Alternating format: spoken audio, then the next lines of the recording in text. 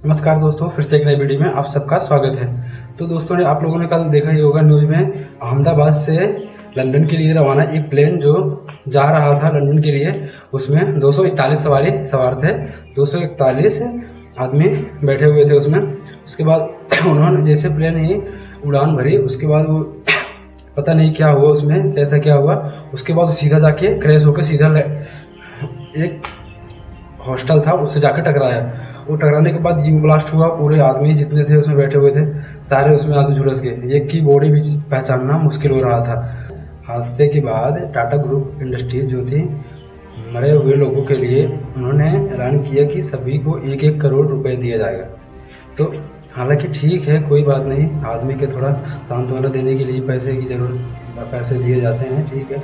But लेकिन मैं ये पूछता हूँ, अगर पैसे से ही सब कुछ होने लगा तो क्या मतलब, क्या उनको वापस कर पाएंगे? इस दुनिया को छोड़ के जा चुके हैं, क्या उनको वापस कर सकेंगे वो लोग? क्या पैसे से उन लोग को वापस ला सकेंगे? मैं बोलता हूँ पैसे तो सिर्फ कहते हैं ना, पैसे से सिर्फ वो पलंग खरीदी जा सकती है, वो नींद कहाँ से लाओगे? और उसमें एक ऐसा चमत्कार भी हो गया जो लोगों के होश उड़ा दे रहे हैं, क्योंकि ऐसा हुआ कुछ कि लोग देख करके एकदम हैरान हो गए हैं। क्योंकि वो प्लेन जो हादसे में गिरा और 242 लोगों को ऐसे जलकर खाक हो गए जिसका चेहरा भी पहचानना मुश्किल हो रहा है। उसमें इस प्लेन में से क्रैश होने के बाद भी लेकिन एक आदमी जो था, जो 11A सीट पर बैठा हुआ था, वो भी उसमें से जिंदा बच के वापस आ गया। आप समझ सकते हैं क्या हो सकता है, या विज्ञान का चमत्कार या ईश्वर का।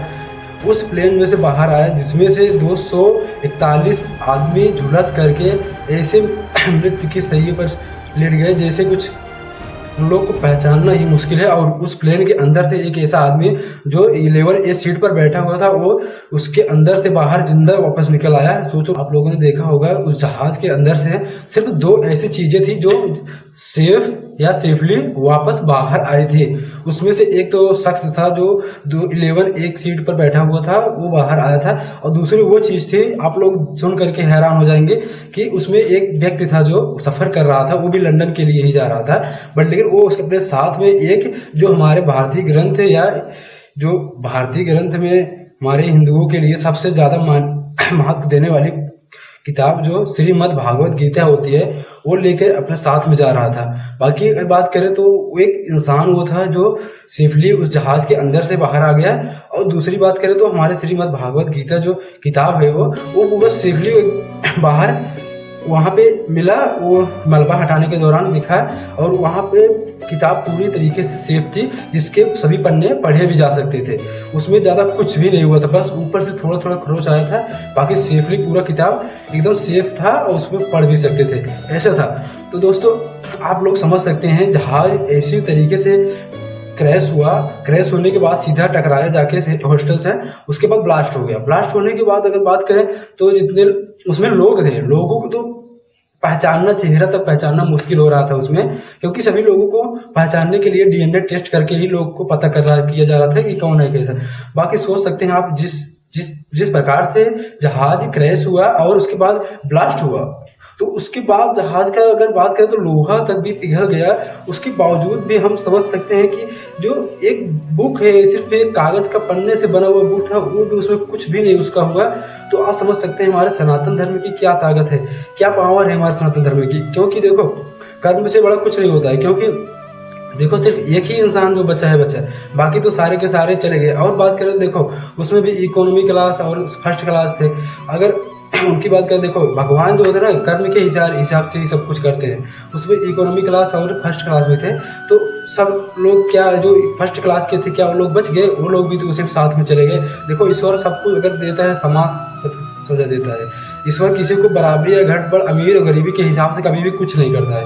वो जो कुछ भी करता है सबको बराबर तरीके से करता है। देखो, अभी उसमें फर्स्ट क्लास वाले भी थे, उसमें बहुत सारे अमीर भी लोग थे, बहुत सारे वैसे भी थे, मिडिल क्लास के भी थे।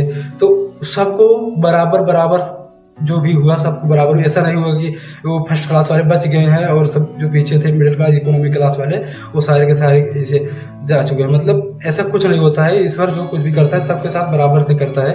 क्योंकि उसमें अगर बात करें, देखो गीता की बात कर रहे हैं, श्रीमद् भागवत गीता जो थी, जो उसमें आए थे और उसके बाद प्लेन क्रैश के बावजूद भी, जबकि उसमें पूरे लोहा और आसपास की जितनी बिल्डिंगें थी, आप देखेंगे तो पूरा झुलस कर एकदम अलग ही रूप हो गया उसका, लेकिन फिर भी उसमें से मलबा हटाने के बावजूद पता चला कि श्रीमद् भागवत गीता जो उसमें थी वो पूरी तरीके से सेफली अंदर से बाहर लाया गया। और वो लोग देख करके तंग रह गए कि उसमें ऐसा किया था कि वो कुछ इसको कुछ नुकसान नहीं हुआ, बाकी सारे इंसान जो थे वो झुलस कर ऐसे हो गए जैसे उनको चेहरा भी पहचानना बहुत मुश्किल हो रहा था।